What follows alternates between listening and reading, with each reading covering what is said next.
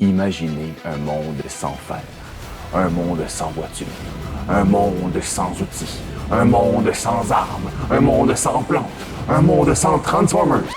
Allô? Les Transformers, ça existe déjà pas. Bon, c'est peut-être vrai, mais il y a du fer quand même. Puis le fer, c'est aussi important pour notre santé puis notre bien-être que les Transformers le sont pour la sécurité de la planète dans les films. Mais malheureusement, comme dans tout bon film, Nous faisons face à un problème de taille. parce que le fer, c'est l'élément nutritionnel dont on manque le plus à travers le monde. Puis ça touche certains groupes de personnes plus que d'autres, comme les adolescentes ou les femmes qui ont des périodes menstruelles plus intenses ou qui sont enceintes, comme les nouveau-nés, surtout s'ils sont nés prématurément ou avec un faible poids, les personnes qui donnent du sang fréquemment ou qui ont des cancers ou des problèmes gastro-intestinaux ou de cœur, les personnes avec des alimentations incomplètes, les végétariens. Là, je veux pas dire que les végétariens et les végétaliens ont automatiquement des alimentations incomplètes. Et les athlètes d'endurance de haut niveau. Donc, comme ça fait bien du monde que certains font partie de ma clientèle et ou de mon public cible, bien ça vaut la peine d'en parler. Mais de quoi parler précisément?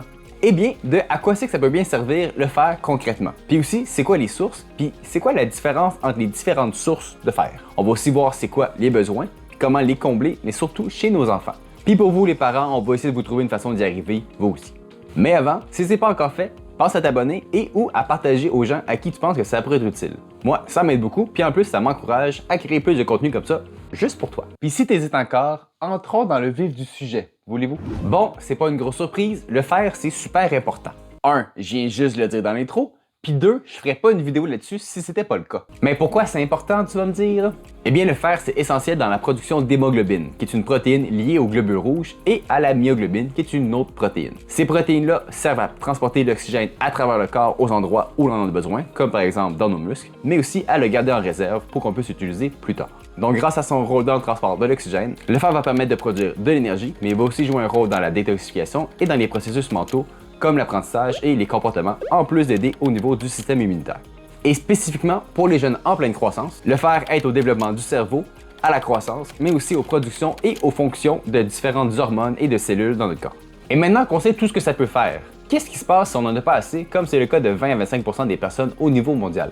Dans un premier temps, il faut savoir qu'on ne verra pas tout de suite des symptômes ou des signes qu'on manque de fer. Ça va venir plus tard, une fois que nos réserves vont être vidées et que notre corps sera plus capable de produire d'hémoglobine ou de myoglobine. À ce moment-là, c'est ce qu'on appelle l'anémie fériprive et on peut commencer à avoir des maux d'estomac, se sentir faible, se sentir fatigué, être à bout de souffle, avoir un manque d'énergie. On peut avoir de la difficulté à faire de l'exercice ou à travailler, avoir des problèmes de concentration ou de mémoire, en plus d'avoir un système immunitaire affaibli puis avoir de la misère à réguler sa température. Ça veut dire avoir froid plus souvent qu'autrement. On peut aussi voir des signes physiques comme avoir la peau pâle, avoir les ongles fragiles, avoir des pertes de cheveux. Puis pour ceux qui sont en croissance, on peut voir des difficultés d'apprentissage. Et si l'anémie fériprive n'est pas réglée, ça peut avoir des conséquences quand même graves, en particulier chez deux groupes plus à risque. Par exemple, si ça se passe pendant la grossesse, le nouveau-né est à risque de naître prématurément, d'avoir un poids plus faible à la naissance et ou même avoir des réserves de fer plus basses que prévu. Et manquer de fer pendant son développement dans le ventre de sa mère peut nuire au développement de son cerveau. Ensuite, si l'enfant manque de fer en grandissant, on pourrait avoir des retards de développement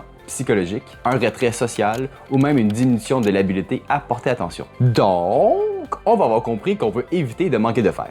Mais comment faire? Eh bien, il faut en manger tout simplement. Mais avant de voir où est-ce qu'on peut le trouver, il faut savoir une petite chose bien importante. C'est qu'il y a deux différentes sources de fer dans notre alimentation. Il y a le fer héminique et le fer non héminique. Le fer non héminique vient de pas mal partout, même s'il est généralement associé surtout au monde végétal. Tandis que le fer héminique, lui, est attaché à l'hémoglobine ou la myoglobine. Oui, ce dont on vient tout juste de parler. Donc si on le retrouve dans le sang, on le retrouve dans les animaux. Mais concrètement, c'est quoi la différence entre les deux différentes sources? La plus grosse différence, c'est leur biodisponibilité. What? La facilité avec laquelle on les absorbe. Parce qu'alors qu'on peut absorber environ 15 à 35% du fer héminique, on peut seulement absorber 2 à 10% du fer non héminique. Et c'est pas tout. L'absorption du fer non héminique peut être influencée par pas mal plus de choses. Donc, tout comme ma mère me menaçait de faire, il faut choisir ses amis à sa place. Et il y a une autre différence qu'on va voir un peu plus tard, mais au final, une fois dans le corps, ils vont être utilisés à peu près de la même manière. Et comment qu'on les choisit les meilleures relations pour notre fer? Bien, on commence par essayer d'éviter certaines compagnies moins désirables, comme les suppléments de métaux. On essaie de réduire le phytate qu'on retrouve principalement dans les légumineuses, les noix, les graines et les grains entiers. Pour faire ça, on peut utiliser différentes méthodes comme le trempage, la germination, la fermentation. On essaye aussi d'éviter les aliments riches en polyphénol, comme le vin rouge, le café, le thé vert et le thé noir, le cacao. Et en passant, le calcium peut aussi diminuer l'absorption du fer héminique. Ensuite, on essaie de jumeler nos sources de fer non héminiques avec des aliments riches en vitamine C, en vitamine A, en allium. On peut même rajouter de l'acide citrique ou tout simplement des aliments fermentés. Ça commence pas mal à ressembler à du micromanagement, ça là. Oui, bon, peut-être un peu vite comme ça, mais on va tout clarifier ça dans pas long, en plus de simplifier la chose, alors bougez pas. Avant d'aller plus loin sur comment absorber le plus de fer possible, il reste une petite différence de taille à mentionner entre le fer héminique et le fer non héminique. À savoir que selon de plus en plus d'études, le fer héminique, contrairement à son alter ego, serait pro-inflammatoire et cytotoxique. Ça pourrait entraîner ou empérer certains problèmes de santé, comme le cancer du côlon, du pancréas, de l'estomac, de l'œsophage, des poumons. Puis ça pourrait aussi avoir un lien avec le diabète de type 2 et les maladies cardiovasculaires. Puis là, mon plan avec tout ça, c'est pas de vous faire peur, mais disons que ça va justifier les suggestions que je vais vous faire un peu plus tard. Un peu plus tard, je dis. Faut quand même savoir combien on en a besoin de ce fer-là, avant de s'en faire sur comment qu'on fait pour le manger. Alors, combien est-ce qu'il en faut? Eh bien, commençons par le commencement. Si tout se passe bien à la naissance, le bébé a généralement des réserves jusqu'à 6 mois. Puis ensuite, c'est là que ça se complique. C'est aussi là que le support de nutritionniste peut être utile des fois. Je dis ça comme ça. Parce que les besoins grimpent un peu en flèche, jusqu'à 11 mg par jour. Ce qui semble effectivement beaucoup, surtout si on considère qu'un homme adulte a besoin de 8 mg par jour. Mais il faut comprendre que les recommandations pour les bébés et les enfants prennent en considération que la majorité du fer qu'ils prennent vient du fer non hémique. Donc un enfant qui va manger de la viande va en avoir besoin de moins, et comme on va le voir dans un instant, il y a moyen d'y arriver pareil. Ensuite, de 1 à 3 ans, ça drop à 7 mg par jour. Ouf! Un break. Mais l'enfant commence à manger moins de produits fortifiés pour bébé, comme les céréales ou les formules, donc il faut quand même être vigilant. Après ça, de 4 à 8 ans, les besoins sont de 10 mg, de 9 à 13 ans, de 8 mg, et ensuite, les gars et les filles vont avoir des besoins différents pour le restant de leur jour. Et là, voyons voir ceux qui ont suivi. Qu'est-ce que j'ai dit par rapport aux besoins en fer des bébés et des enfants? Oui, ils sont plus hauts parce qu'on considère que l'apport en fer vient de sources non héminiques. Mais ça change à l'adolescence. Donc ceux qui sont végétariens et végétaliens, on augmente l'apport en fer de fois 1,8, juste pour s'assurer que malgré un taux d'absorption plus bas, on n'en manque pas. Et disons que vous ne voudriez pas prendre de chance ou que vous vous rendez compte que vous manquez de fer. Qu'en est-il des suppléments? Eh bien, il faut savoir que les suppléments ne sont pas tous égaux. Leur taux d'absorption varie d'une source à l'autre. Donc, pour savoir comment s'y retrouver, vous pouvez consulter un médecin, un pharmacien ou un nutritionniste qui va pouvoir vous guider sur qu'est-ce qui est le mieux pour vous.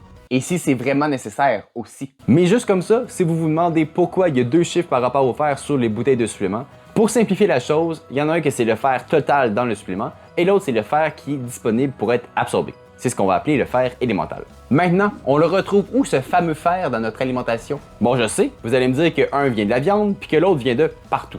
Avec raison.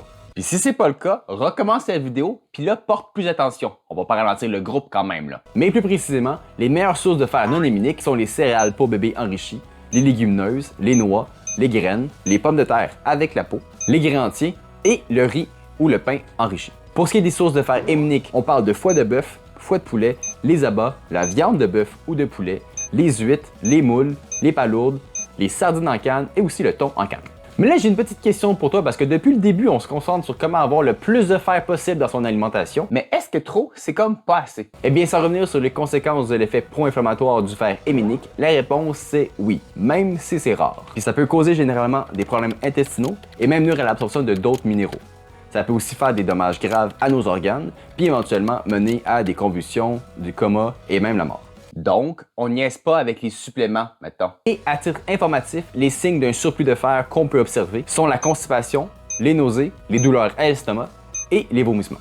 Mais comme j'ai dit, c'est assez rare, puis de toute façon, c'est toujours mieux d'aller chercher son fer dans son alimentation directement parce que ça vient avec des fibres, des minéraux, des antioxydants, des vitamines, plein de bonnes choses pour toi. Puis comme ce serait pas une mauvaise idée d'avoir plus de sources de fer non héminique que héminique, puis que ça c'est moins bien absorbé, bon, on s'entend que les risques d'overdose sont quand même bas. Sur ce, et enfin, comment on arrive à combler les besoins en fer? Là, si tu as suivi, les besoins vont changer d'un âge à l'autre. Donc, si on commence avec un enfant de 6 à 12 mois, on veut vraiment focuser sur donner le plus de fer possible, jumelé avec des sources de vitamine C.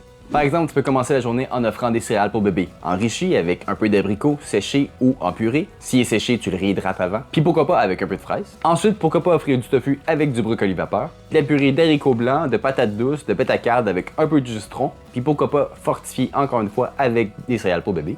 Des biscuits ou des muffins sans sucre ajouté, faits maison, fortifiés avec la céréale pour bébé encore une fois. Puis ensuite, le reste de son alimentation va venir de la formule qui va elle-même être fortifiée en fer.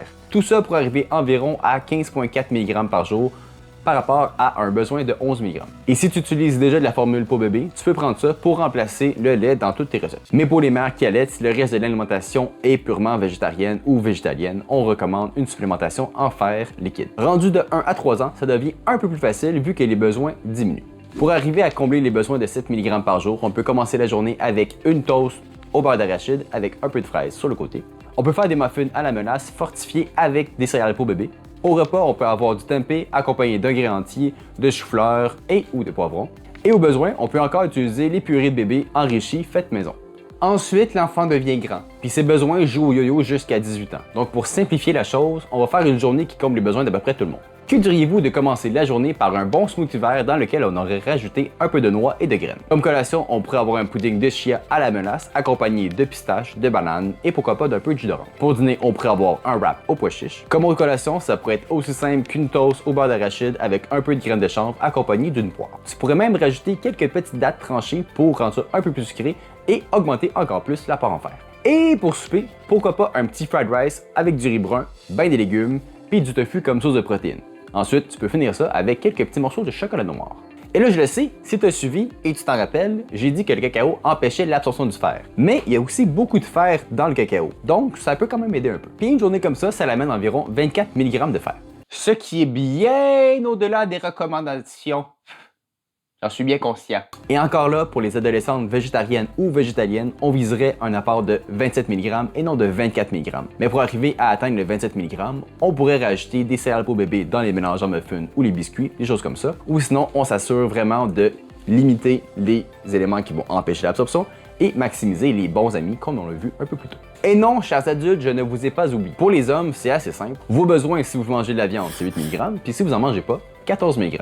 Donc en suivant l'exemple que j'ai fait de la 3e journée, ça va faire la job pour vous, monsieur. Et pour les femmes en âge de procréer, on se situe vers 18 mg si vous mangez de la viande ou 32 mg si vous en mangez pas. Par contre, si vous êtes enceinte, ça augmente encore plus à 27 mg avec viande et 45 mg sans viande. Et là, j'avoue, ça commence à faire pas mal de fer à trouver dans son alimentation, surtout si c'est juste à partir de sources non héminiques. On se rappelle que les recommandations, c'est fait de façon générale, puis comme on absorbe tous plus ou moins de la même façon, on est mieux de regarder en faisant des prises de sang une fois de temps en temps, ou même d'aller consulter au besoin. En plus, c'est toujours une option d'avoir recours à des suppléments, surtout dans des phases critiques comme pendant la grossesse. Sur ce, j'espère que tu as trouvé toute l'information dont tu as besoin pour te nourrir toi, mais surtout tes enfants pour leur permettre d'avoir tout le fer qu'ils ont besoin pour bien se développer. On se rappelle que le fer héminique s'absorbe plus facilement, mais peut avoir des effets pro-inflammatoires, tandis que le fer non héminique s'absorbe plus difficilement, mais il vient avec un bagage bénéfique pour la santé. On a aussi vu c'est quoi les sources de fer, c'est quoi les besoins de fer et des exemples de comment arriver à combler les fers selon les tranches d'âge. Alors, n'hésite pas à aller revoir les moments de la vidéo qui t'aident le plus. Maintenant, si tu as appris quelque chose, oublie pas de liker. Comme ça, je sais que c'est utile à quelqu'un. Puis si tu veux qu'on parle d'un autre sujet, écris-le en commentaire ou si tu veux prendre rendez-vous directement avec moi, tu peux le faire en allant sur ma chaîne. Puis tant qu'à être là, abonne-toi donc pour pas manquer les prochaines vidéos. Sur ce, comme dirait ma petite, bonne journée, bonne nuit, puis on se dit à bientôt.